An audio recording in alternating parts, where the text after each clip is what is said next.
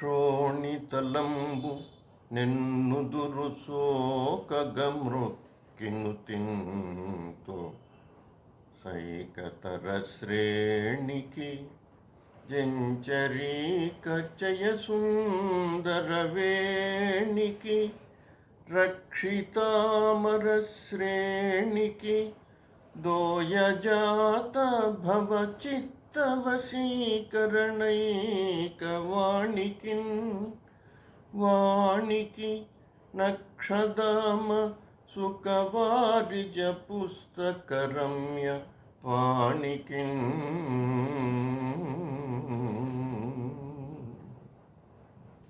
నల్లని అందమైన శిరోజాలు గల తల్లికి దేవతలు రక్షించునామెకు బ్రహ్మదేవుని మనసు వర్షపరుచుకున్న దేవికి రుద్రాక్షమాల చిలుక పద్మము పుస్తకము చేతుల ధరించు వాణికి సరస్వతీదేవికి నా నుదురు నేలను తాకున్నట్లు వంగి భక్తితో నమస్కరించేదను.